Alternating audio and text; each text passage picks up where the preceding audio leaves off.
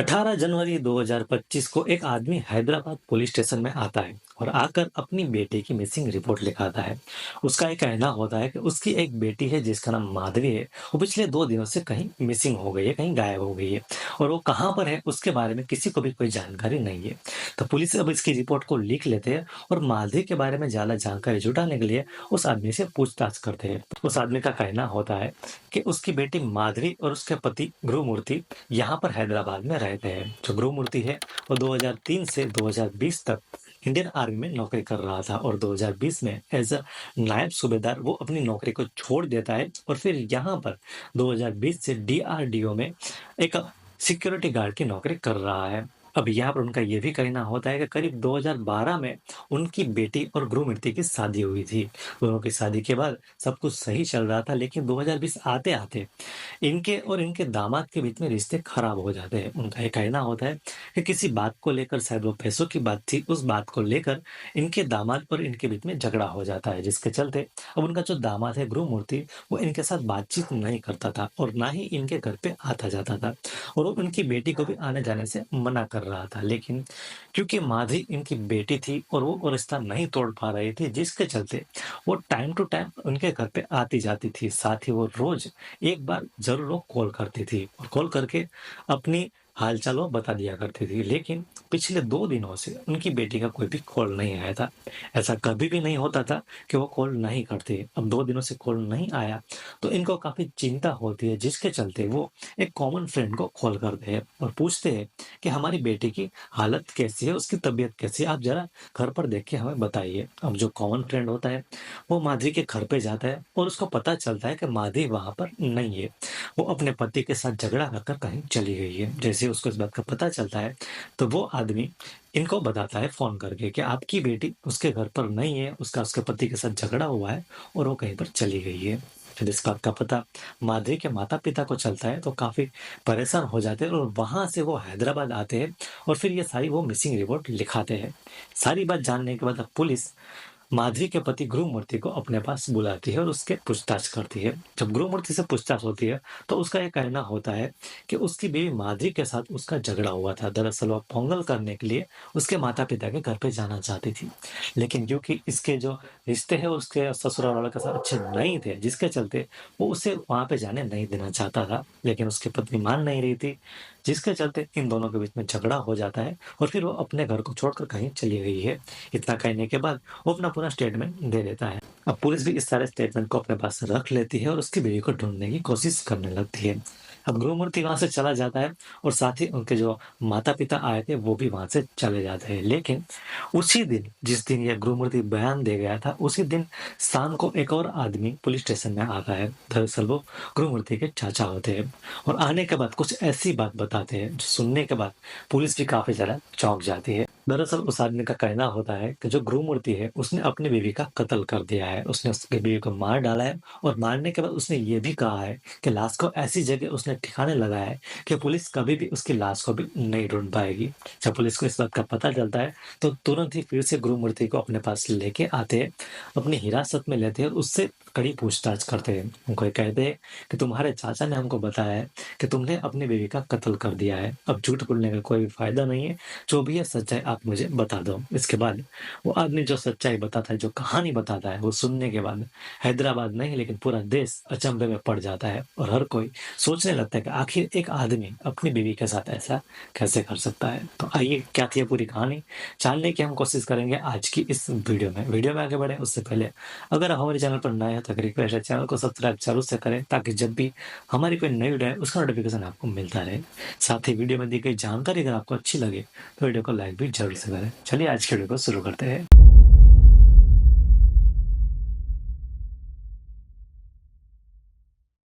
अब जब गुरुमूर्ति को पहली बार पुलिस स्टेशन लाया जाता है और उससे पूछा जाता है कि तुमने अपने बीवी का कत्ल किया है, तो उस टाइम पे उसका ये कहना होता है कि हाँ, मैंने अपनी बीवी का कत्ल किया है। जब उससे पूछा जाता है कि कैसे किया है, तो उसका ये कहना होता है कि उसने अपनी बीवी को मार दिया। उसके बाद उसकी जो लाश थी उसके छोटे छोटे टुकड़े किए, उन टुकड़ों को उसने कुकर में उबाला था। उसके बाद जो हड्डियां बची थी उन हड्डियों को उसने ग्राइंडर में पीस दिया था और इसे पूरा एक मिट्टी जैसा बना दिया था। और उन सभी चीजों को उसने पास के एक तालाब में बहा दिया था और वहाँ पर मछलियों को खिला दिया था। जब इस बात का पुलिस को पता चलता है, तो वो उनके घर पे जाती है, उस कुकर को भी बरामद करती है और फिर सभी जगह से सबूत जुटाने की कोशिश करती है, लेकिन कोई भी ऐसा सबूत हाथ नहीं लग रहा था, जिससे चलते पता चल सके कि उसी ने ही खून किया है। क्योंकि अगर वो कबूल कर रहा है, लेकिन उसके खिलाफ कोई भी अगर सबूत नहीं है, तो वो कोर्ट में उसको पेश नहीं कर सकते थे, ना ही उसके ऊपर कोई भी चार्जशीट दाखिल कर सकते थे। जिसके चलते अब पुलिस के लिए काफ़ी ज़्यादा ये उलझन बन गई थी, क्योंकि कोई भी सबूत ही नहीं मिल रहा था। काफ़ी सारी राज्य की फोरेंसिक टीम भी अब यहाँ पे आ गई थी। वो लोग उनके घर पे छानबीन करते हैं, लेकिन घर से भी कुछ भी नहीं मिलता है।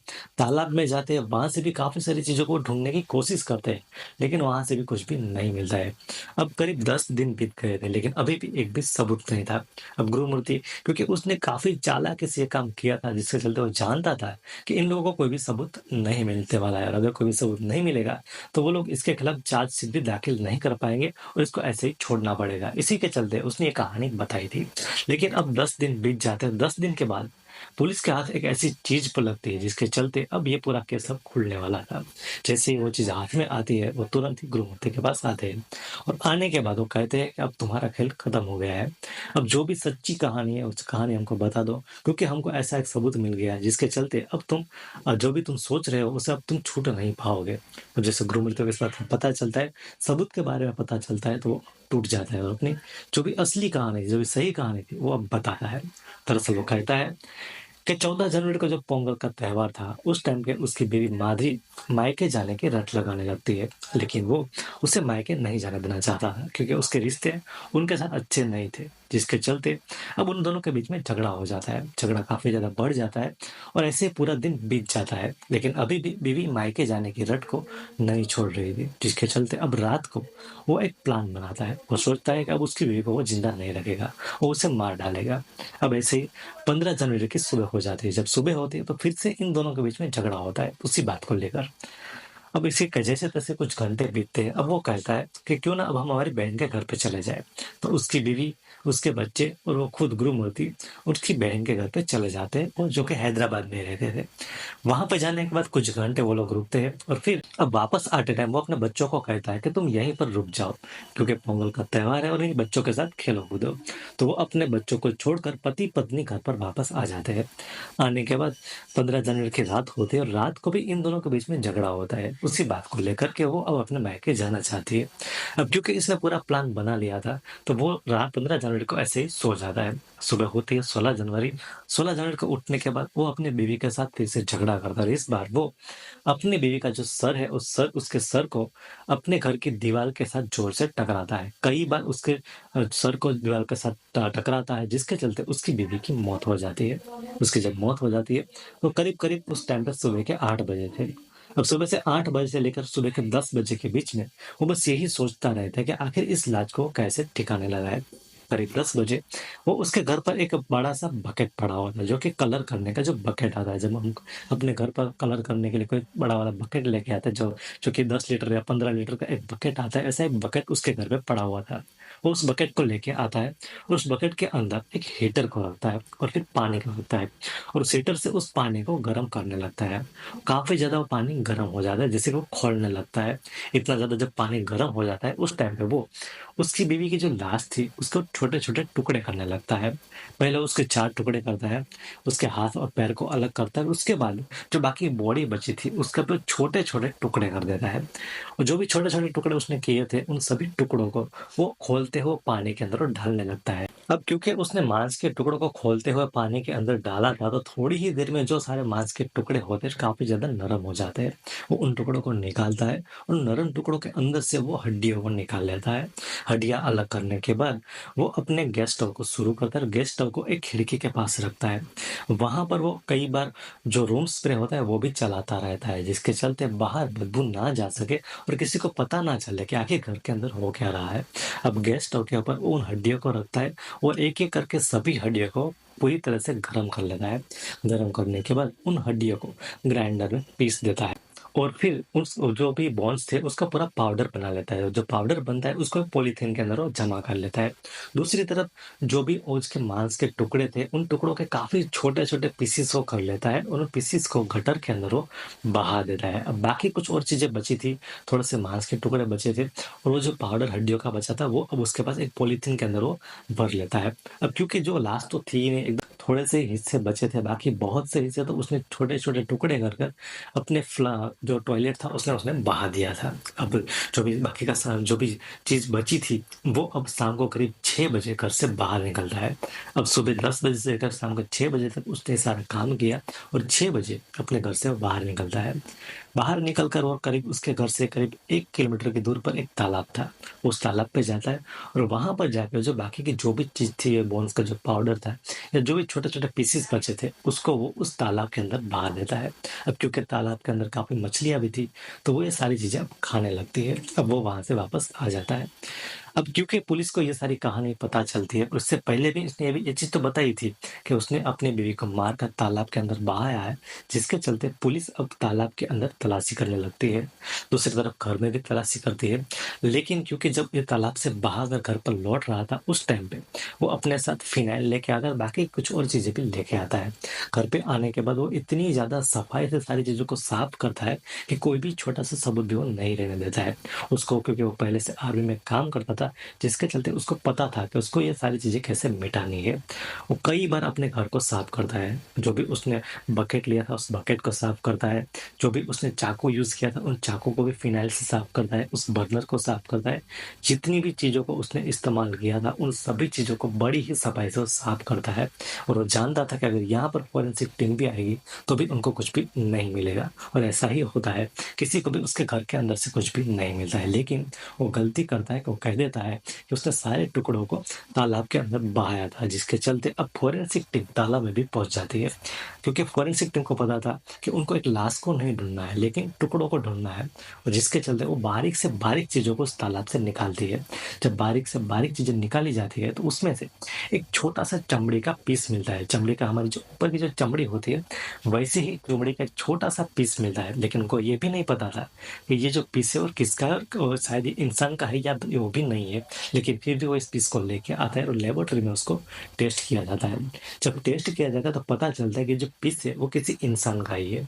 अब दूसरी तरफ ये नहीं पता था कि ये किसका है, क्या है माधवी का है या नहीं है, लेकिन क्योंकि उसके माता-पिता जब पहली बार आए थे मिसिंग की रिपोर्ट लिखाने के लिए और उसी दिन शाम को पता चल गया था इसके चाचा के ज़रिए कि इसने तो अपनी बीवी का खून कर लिया, जिसके चलते पुलिस वालों ने इस माधवी के माता-पिता का डीएनए ले लिया था। अब ये जो पीस मिला था, उसका भी डीएनए डीएनए रिपोर्ट निकाला जाता है। उसके डीएनए को उसके माता-पिता के साथ मैच किया जाता है। जब मैच करते हैं, तो ये दोनों डीएनए मैच हो जाते हैं, जिससे साबित हो जाता है कि ये जो पीस था, जो भी चमड़ी का जो छोटा-सा पीस मिला था, वो माधवी का शरीर का था और इसी तरह से इसके खिलाफ एक सबूत भी मिल जाता है। दूसरी तरफ अब जो चाचा थे, उन्होंने आखिर यहाँ पर आखिर क्यों बताया था? तो उसके पीछे का ये राज था कि जब ये आदमी पुलिस स्टेशन में अपना बयान देके बाहर जा रहा था, उसी वक़्त वो उसके चाचा से मिलता है और चाचा से मिलने के बाद वो कहता है कि मैंने अपनी बीवी को मार दिया है। दरअसल क्योंकि उसके चाचा उसको पूछ रहे थे कि तुम्हारी बीवी को सब लोग ढूँढ रहे हो, तुमको भी ढूँढना चाहिए।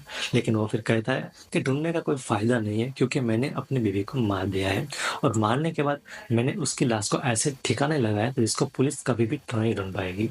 अब चाचा को जब इस बात का पता चलता है और फिर वो वहाँ से चला जाता है, तो उनको भी ये भी दिमाग में आता है कि अगर मैं पुलिस को इस बात को नहीं बताऊँगा और आगे चल के ये इसका जो भांडा है वो फूट जाएगा या तो ये गिरफ्तार हो जाएगा और फिर ये भी अपने मुँह से कह देगा कि मैंने अपने चाचा को तो ये बात पहले बताई थी।